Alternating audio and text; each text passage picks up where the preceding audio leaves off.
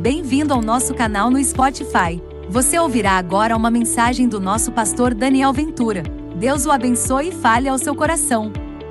Eu queria retomar nessa manhã a nossa série de mensagens intitulada Fundamentos. Nós começamos no primeiro domingo de janeiro e nós faremos esse movimento como realizamos no ano passado, quando o nosso grande tema, aquela ocasião, era família. E o tema para nós, neste ano como igreja, é este que será projetado: enraizados e edificados em Cristo. E a ideia dessa série de reflexões, Fundamentos, é exatamente olharmos para esse momento de transição que nós estamos vivendo como igreja. Vocês sabem, em outubro do ano passado, tivemos a oportunidade de presentear a igreja com a notícia maravilhosa de que estamos nos preparando para um movimento que Deus tem realizado na nossa vida e na nossa história, escrevendo um novo capítulo na vida da nossa igreja, que é nos colocando numa nova estrutura, num novo endereço, para sermos ainda mais Igreja de Jesus para este tempo e para esta realidade.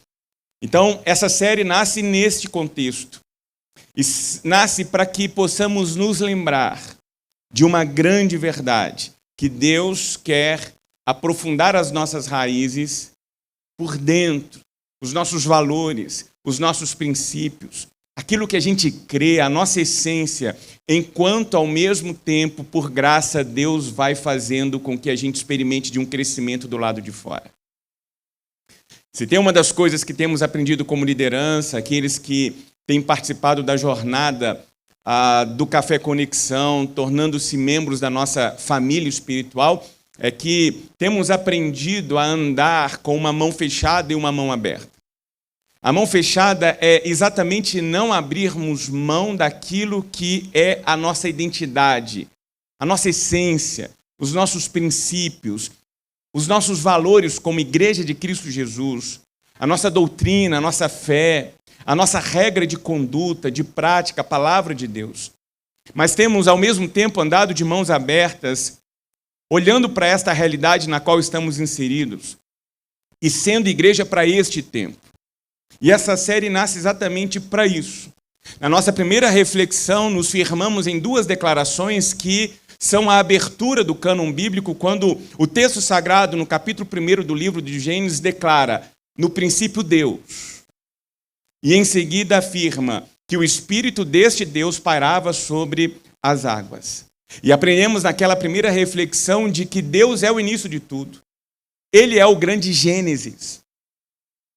Ele é o ponto de origem, ele é o marco zero da vida e da história. E ao mesmo tempo aprendemos que este Deus está presente mesmo quando o cenário ao nosso redor parece caótico. Deus não nos abandona.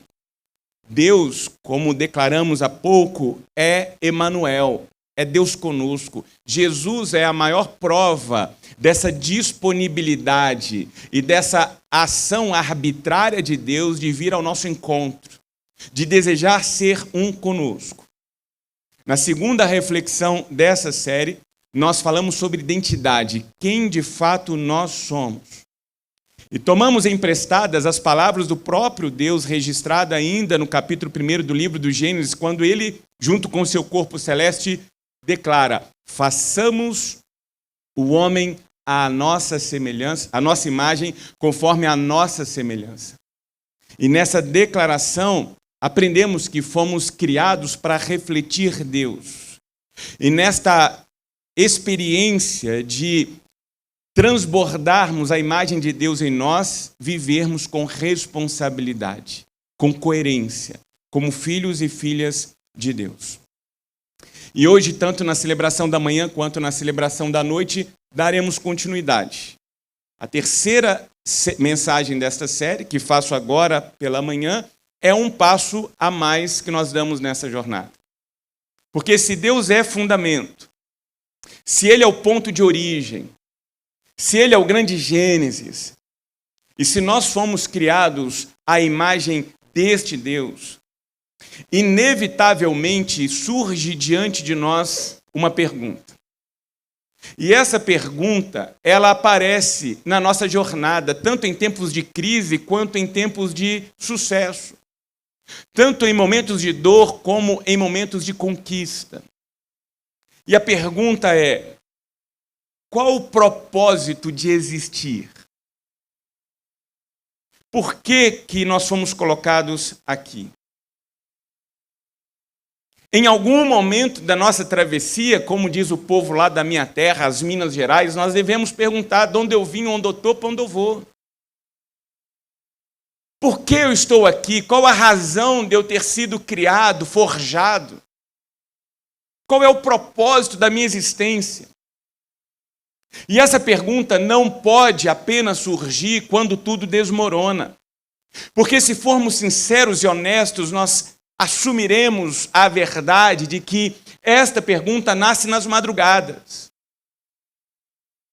Quando tudo silencia, mas ao mesmo tempo a nossa alma grita dentro de nós. Essa pergunta nasce quando nós aprendemos a conquistar aquilo que com esforço nós planejamos, mas com honestidade na nossa jornada vamos descobrindo que ainda assim, mesmo com as conquistas, ainda não conseguimos vivenciar e experienciar um descanso e uma paz por dentro. Uma pessoa certa vez disse: pastor, eu consegui conquistar tudo aquilo que eu planejei. Mas ainda assim, mesmo com as conquistas, eu não consigo descansar por dentro. Aquilo que eu conquistei não preenche o vazio que ainda existe dentro de mim. Porque vamos aprender que dentro de nós há um vazio que só pode ser preenchido pela presença de Deus em nós. Há dentro de nós um anseio pela eternidade, já dizia o salmista, que só pode ser preenchido pela presença gloriosa de Deus em nós. E quando alguém diz: olha, eu conquistei tudo o que planejei e descobri que aquilo que eu conquistei não preenche, não sacia, sabe o que é isso? Isso não é dinheiro. Isso não é agenda. Isso é falta do para quê. Isso é falta de propósito. Isso é falta de sentido. E quando nós perdemos o para quê, a gente continua andando, a gente continua se movimentando, mas a gente deixa de florescer porque nós perdemos o sentido, nós perdemos a razão. São mortos-vivos, são pessoas que não vivem, apenas sobrevivem. Pessoas que entram no automático, que entram na rotina. Pessoas que continuam se movimentando, mas ao mesmo tempo em que se movimentam, vão secando por dentro. Porque não encontraram um propósito. E quando nós abrimos o livro do Gênesis, nós não estamos diante de um livro cuja missão primeira é responder os nossos anseios e as nossas curiosidades sobre processos. O livro do Gênesis, como você sabe, é um livro enigmático. A proposta central do livro do Gênesis é nos dar uma direção espiritual. É compreendermos quem Deus é, porque o livro do Gênesis já abre com a revelação da existência de Deus. A Bíblia não tem o propósito de provar que Deus existe. A Bíblia já nasce do pressuposto da existência de Deus. Deus criou, no início Deus, no princípio este Deus criador. A proposta que nós temos aqui é entendermos quem nós somos diante deste Deus que criou todas as coisas. Por que que Ele determinou na sua eternidade te criar? De forma singular.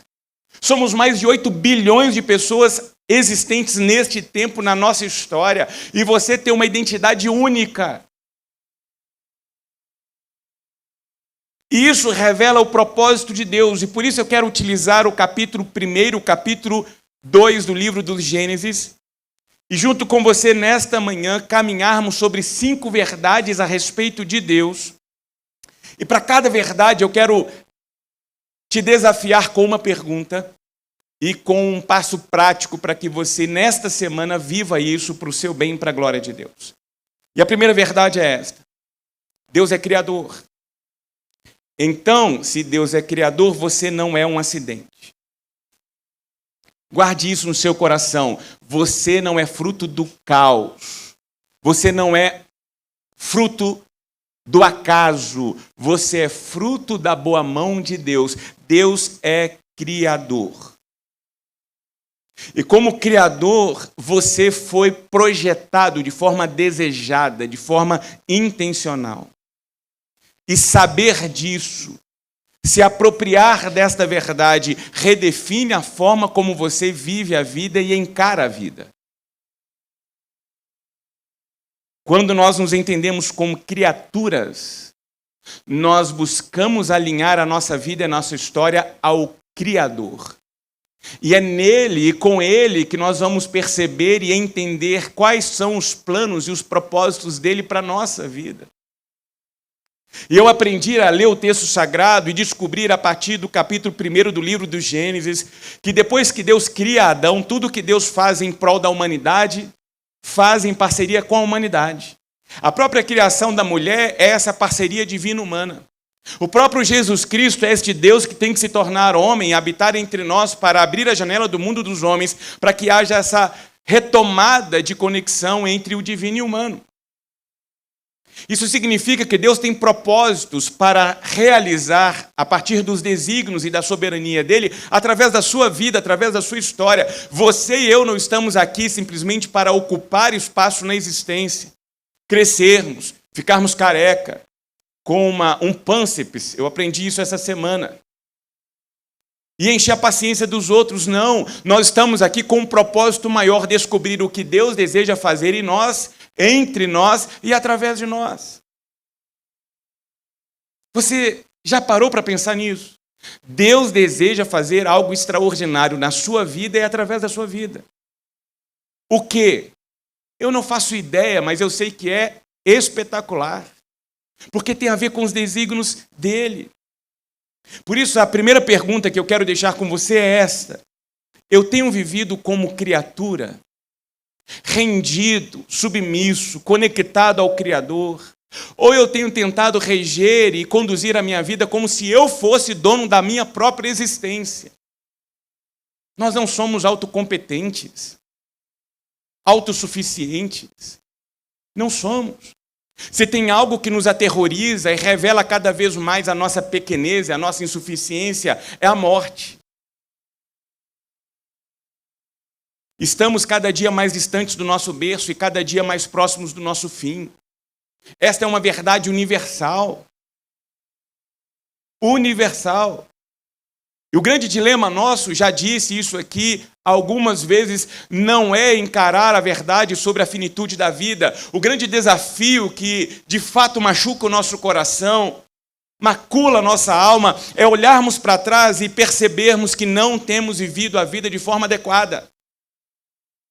É desperdiçar a vida. Ver a vida escorrendo por entre os dedos. Na forma como a gente conduz a nossa vida, a nossa história, o nosso casamento, a nossa relação, os nossos dias, o nosso tempo. Eu falava isso outro dia com meu filho. Gustavo, a vida não é um ensaio, não tem como você voltar e tentar de novo. A gente só tem uma vida para viver e precisamos aprender a viver essa vida de forma extraordinária, porque o que Jesus propõe para nós é uma vida abundante. Não é uma vida medíocre. A mediocridade aqui é viver nessa média que todo mundo vive. Não. Acordar, trabalhar, voltar, dormir. Acordar, trabalhar, voltar, dormir. Tem algo mais. Tem algo mais. E nós precisamos descobrir isso.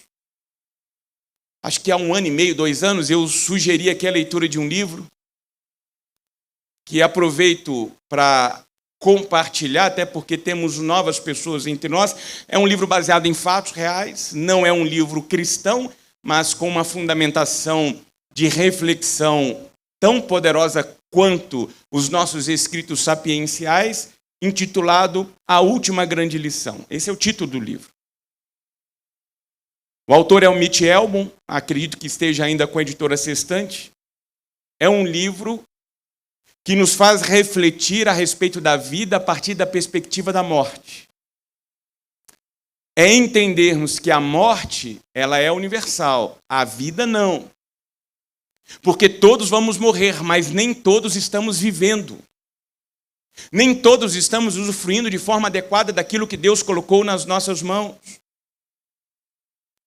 Então coloque isso no seu coração. O pecado, ele começa quando nos conduz a uma postura de tentativa, como fez no capítulo 3 do livro do Gênesis, a tomarmos como criaturas o lugar do Criador. Nós não temos competência para regermos as nossas vidas, garantindo um final bem-sucedido. Só Deus. E a ansiedade, ela nasce quando a gente tenta carregar um peso para o qual nós não fomos projetados para carregar. É tentarmos controlar a nossa existência. Então guarde isso. O fundamento sobre o qual estamos tratando aqui não é uma ideia. Esse fundamento é uma pessoa, é Jesus Cristo. E quando eu reconheço o senhorio de Cristo sobre a minha vida, eu volto ao meu lugar de origem. Qual é o meu lugar de origem? Aos pés do meu Pai. No colo do meu Abba. Na presença daquele que me criou e que tem um propósito para a minha vida. Então, qual que é o passo prático que eu quero deixar para você nesta semana? Com sinceridade, com honestidade, projete o seu olhar sobre a sua vida e comece a nomear áreas da sua existência em que você está tentando ser Deus, que você está tentando controlar. Você talvez esteja tentando controlar o futuro. Talvez você esteja em busca da necessidade de aprovação onde você se encontra.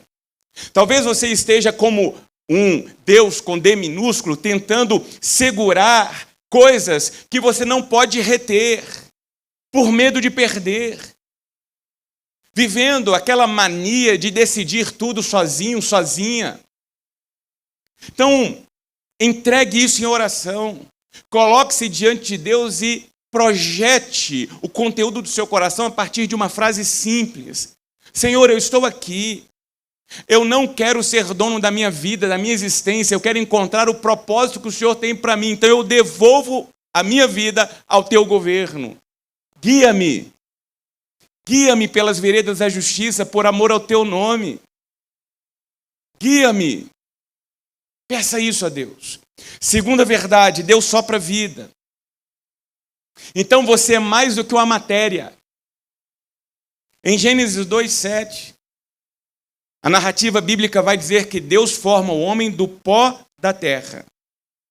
E depois de nos forjar como bonecos de barro, porque você e eu somos bonecos de barro, viemos do pó e para o pó nós voltaremos. Ele sopra o fôlego da vida.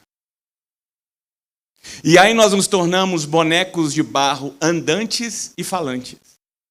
Mas não deixamos de ser bonecos de barro.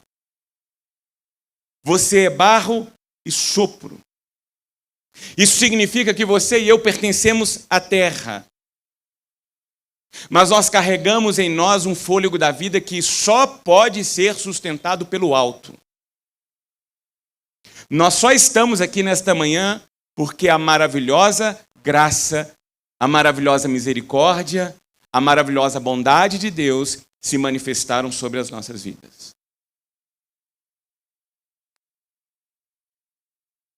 O problema nosso não é só ter corpo, rotina e tarefas.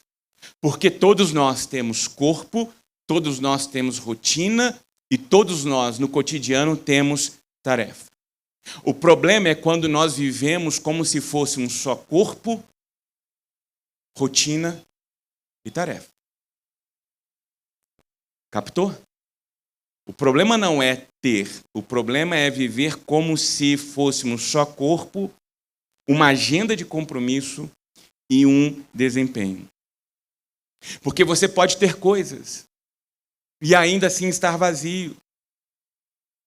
Porque a alma não se alimenta de coisas, a alma se alimenta de presença. O que dá sentido à nossa vida, à nossa existência, não tem a ver com aquilo que nós temos nas nossas mãos, tem a ver com aquilo que preenche o nosso interior. Porque se a nossa felicidade, se a razão da nossa existência está pautada naquilo que temos, estamos sujeitos a perder o sentido da vida e da existência quando aquilo que temos não está mais nas nossas mãos.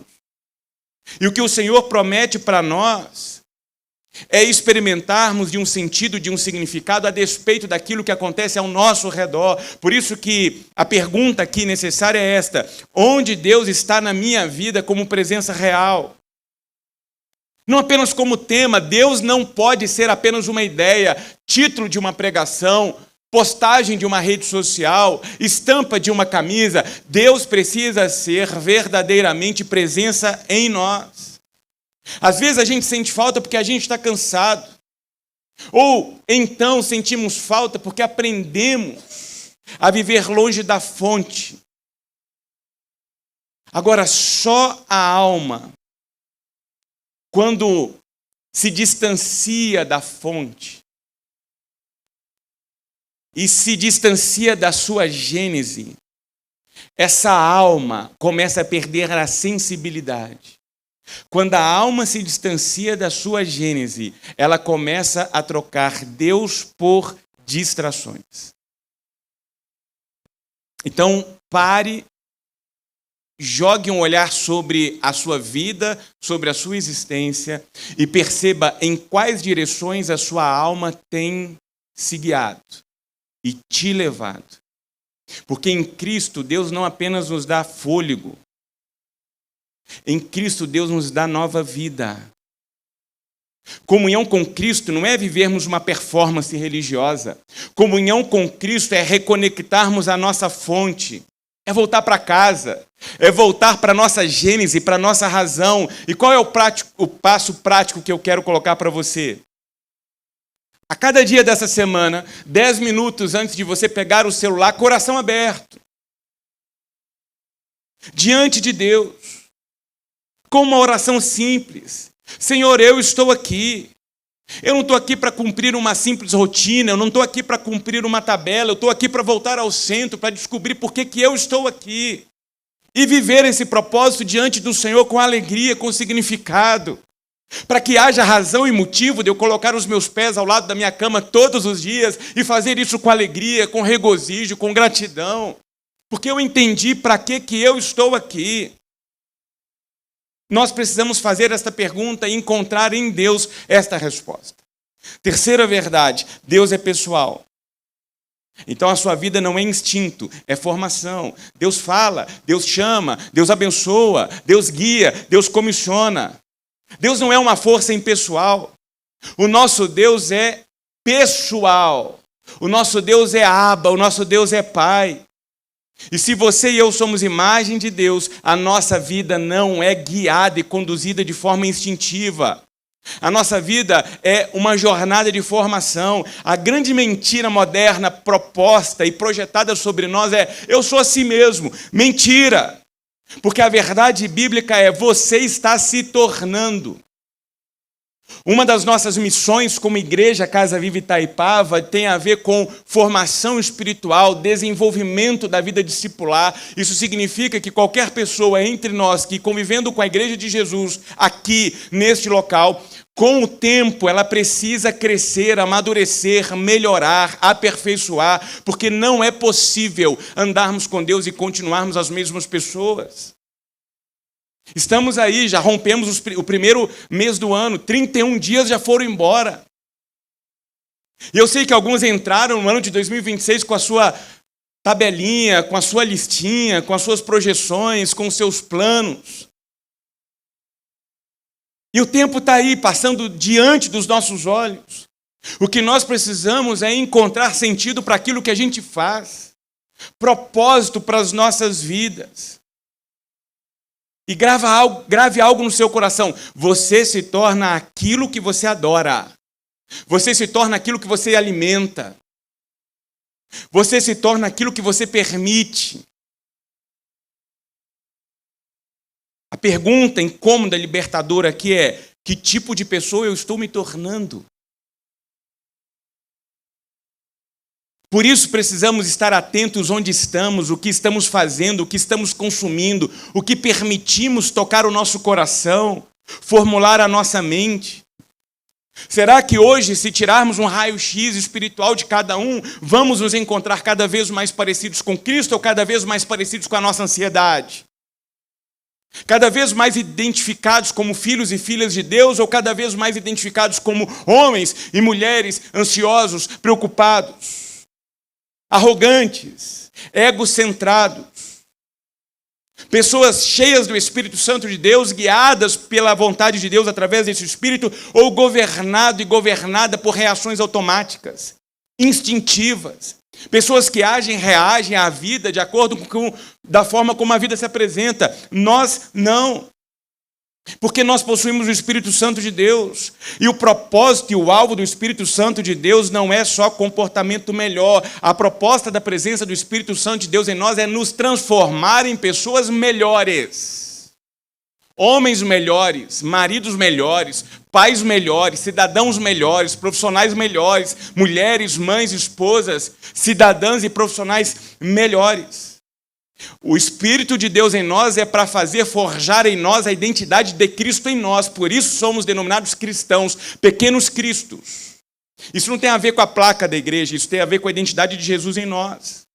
Por isso que o passo prático que eu quero compartilhar com vocês nesse terceiro ponto é este. Escolha um padrão de reação que te entristece.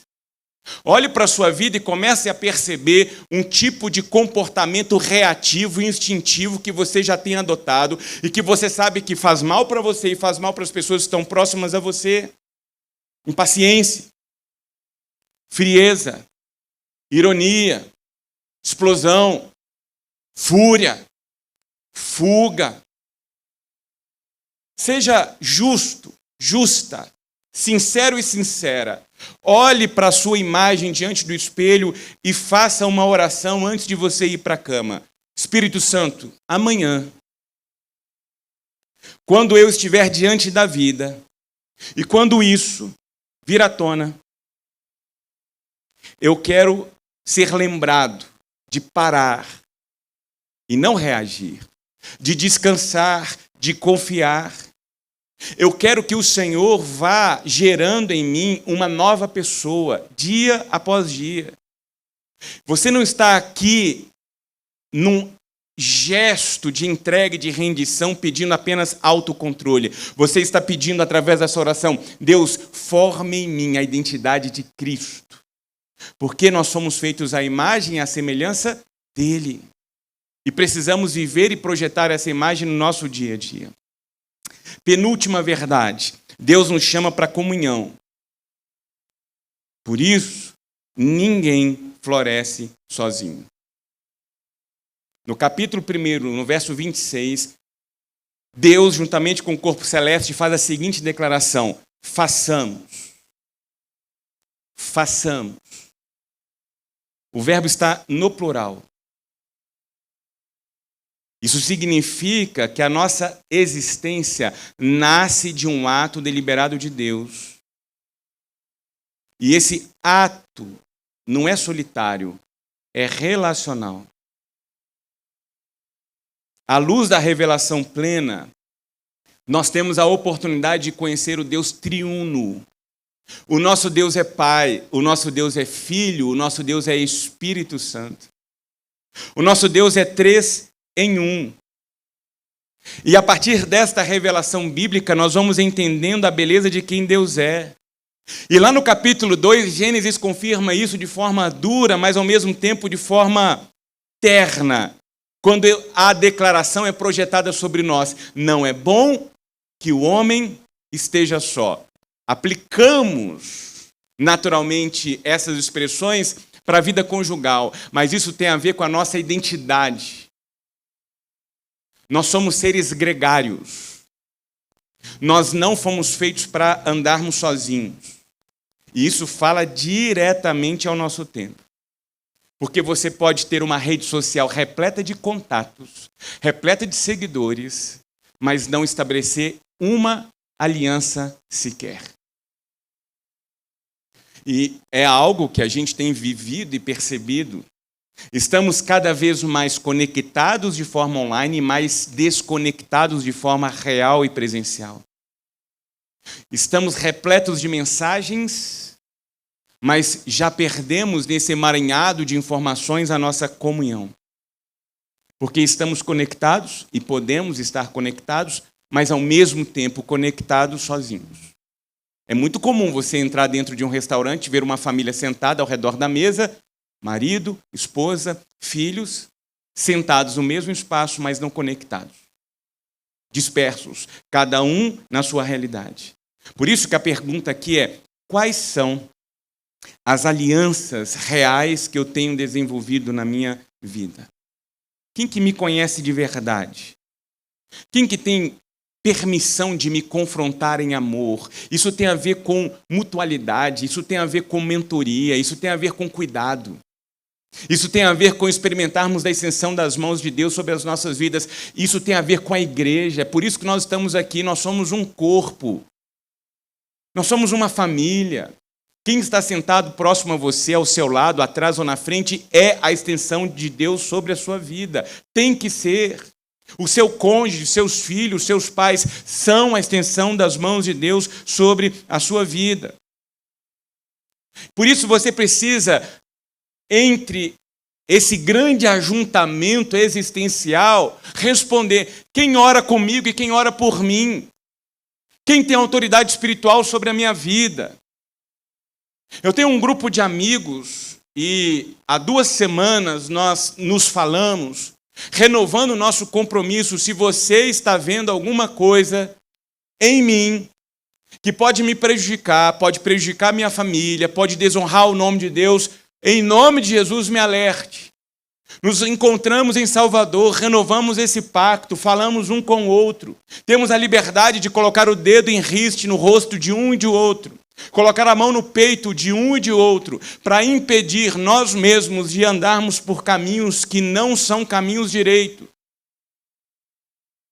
Para protegermos a nós mesmos, as nossas casas, as nossas famílias, o Evangelho de Cristo Jesus, o reino de Deus, a missão que Deus colocou nas nossas mãos. Quem permanece na sua vida, na sua história, quando você não está bem? Quando você está sem recursos? Quando você está desempregado? Porque ter parasitas ao nosso lado quando tudo está bem, qualquer um consegue. Agora, quando tudo desanda, quem permanece lá ao seu lado? Segurando a sua mão, olhando para você, disposto e disposta a caminhar com você. Por isso que o passo prático para essa semana é uma ligação. Uma mensagem. Mensagem não, cancela a mensagem. Ligação, a gente tem que aprender a ligar de novo. Porque muita gente acha que se esqueceu, Fagner, que o telefone liga. Eu vou fazer um desafio mais ousado ainda. Escreva uma carta. Tem uma geração olhando para mim perguntando assim: o que é isso? Escreva. Vai lá nos Correios, eu nem sei se tem esse negócio ainda, a famosa carta social, tem lá, Carlos? Você coloca lá, é centavos, manda. Acredite no que eu estou falando, isso vai surpreender qualquer ser humano. Porque há carinho, há dedicação, há entrega, disposição, revelação de amor, de cuidado. Faça isso. Convide alguém para comer um podrão na esquina com você. Para caminhar junto. Dedicar um tempo para estarem juntos. A comunhão cura. Mas antes exige humildade.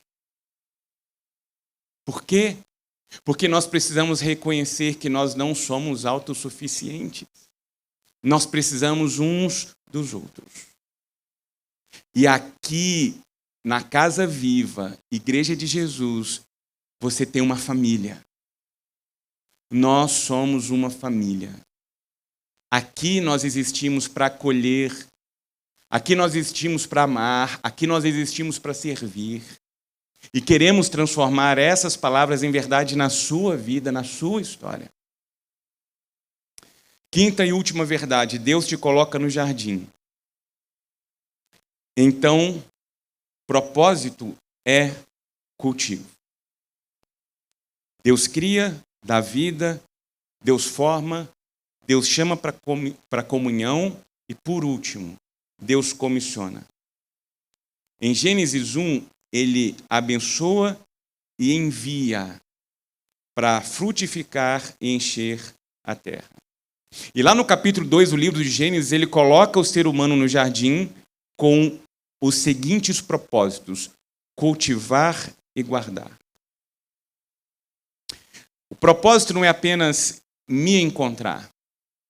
O propósito é servir a Deus cultivando e protegendo o jardim que Ele nos confiou. Guarde isso. Eu já estou te dando um sinal sobre o seu propósito de existência. Deus te colocou aqui com propósitos. E um destes propósitos é cultivar e proteger o jardim que Ele te confiou.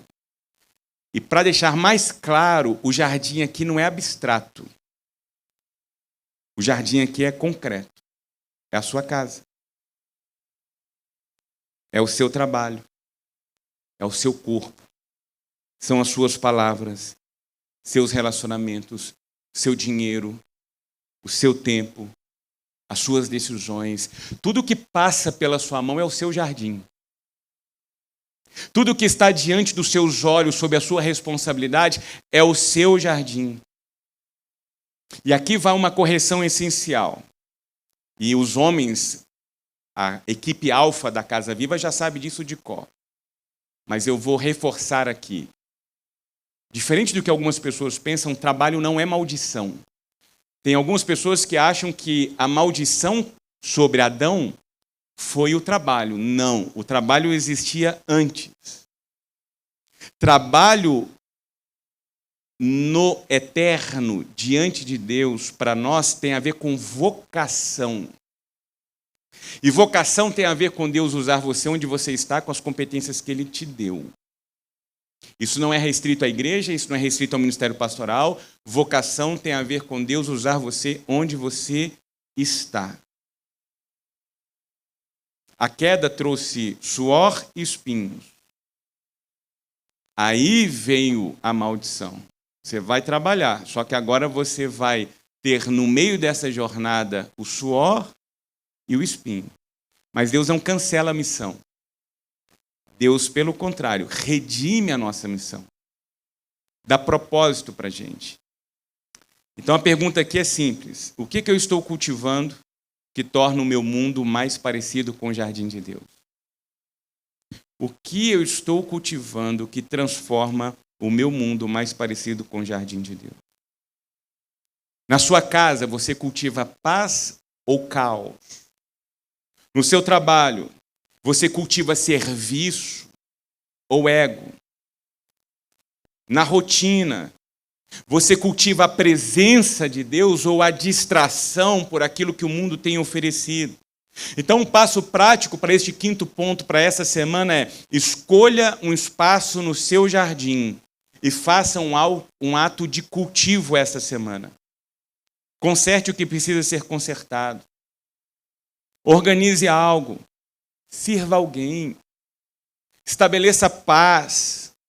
Arranque espinhos do caminho, aquilo que está te impedindo de continuar a sua jornada. E enquanto você está cultivando o jardim que Deus colocou nas suas mãos, ore e diga: Senhor, que este gesto seja um sinal do teu reino. Que a tua vontade seja revelada aqui, neste momento, assim como ela é revelada nos céus. Está lá o Salmo 115 declarando isso. E diga: Senhor, ensina-me a cultivar onde o Senhor me plantou. Eu sou uma plantação do Senhor nessa realidade. E eu quero frutificar, florescer para a glória do Senhor. A Escritura diz que você e eu somos como uma carta de Cristo. Isso significa que nós somos vistos e somos lidos pelas pessoas. Todas as pessoas com as quais você convive, eu não vou colocar aqui a totalidade, porque pode ter algum bondoso ou bondosa entre nós aqui que compartilha as nossas mensagens com alguém. Mas, majoritariamente, as pessoas que convivem com você não terão acesso a esse sermão, mas terão acesso à sua vida, à sua história, à sua postura, à sua conduta, a maneira como você age, a maneira como você reage. E o que Deus deseja na sua rotina não é simplesmente contemplar o seu esforço para que você tente convencer Deus da sua santidade. Deus quer o retrato de Cristo sendo forjado e formado em você pela graça de Cristo no jardim da sua vida. É isso que Deus deseja. Você não é aceito porque você reflete perfeitamente, porque nem você, nem eu somos capazes de refletir perfeitamente a imagem de Deus. Somos espelhos sujos, embaçados. Só que somos aceitos a despeito disso por Cristo, porque quem é a imagem perfeita de Deus é Cristo Jesus. E aí, Ele, uma vez em nós, sobrepõe a nossa própria identidade, a nossa própria imagem, de tal forma que quando as pessoas olhem para nós, não veem mais nós, mas veem Jesus em nós. Esse é o nosso propósito. E é isso que preenche o vazio, quando nenhuma conquista é capaz de preencher. Porque a nossa alma não foi feita para conquistas. A nossa alma foi projetada para comunhão com Deus. E você só vai encontrar sentido real para a sua existência nele. Então a pergunta final é esta: que sinais do caráter de Cristo têm aparecido ou vão aparecer em você esta semana? Quais são as marcas do caráter de Cristo que serão revelados em você, na sua casa, no seu trabalho, na sua conversa, nas suas relações, nas suas prioridades? Eu quero deixar aqui uma ponte para aquilo que nós vamos tratar daqui a pouquinho, às 19 horas, a quarta mensagem desta série. Se propósito é o que aprendemos nesta manhã, cultivo, então a pergunta que eu vou deixar e nós vamos responder hoje à noite é: por que o cultivo dói tanto? Por que o mundo está do jeito que está? Por que tem tanta coisa ruim acontecendo? Por que quando a gente projeta os nossos olhos somos tomados por uma leitura pessimista da vida? Por que o jardim da vida tantas vezes parece mais um campo de batalha? Se a vida é um cultivo, por que brotam espinhos na nossa jornada, onde nós deveríamos, na verdade, colher fruto? A gente vai descobrir isso logo mais. Mas que a gente saia daqui com essa disposição de viver uma vida repleta de propósitos, com aquele que nos criou e que prometeu dar sentido e significado real para as nossas vidas. Senhor nosso Pai, nós te adoramos porque no princípio Tu és. Muito obrigado porque o Teu Espírito, como aprendemos, não se ausenta quando a vida é sem forma. Obrigado porque o Senhor nos deu identidade, vocação.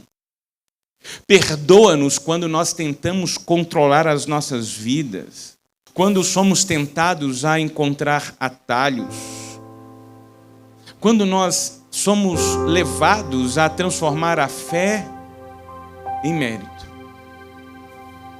Pela graça de Jesus e pelo nome dele, forma em nós o retrato de Cristo. Nós queremos ser enraizados nele, queremos ser edificados nele, debaixo da tua graça, para a glória do Senhor. Dá-nos, ó Deus, coragem de andar na luz, humildade para pedir ajuda, para nos reconciliarmos,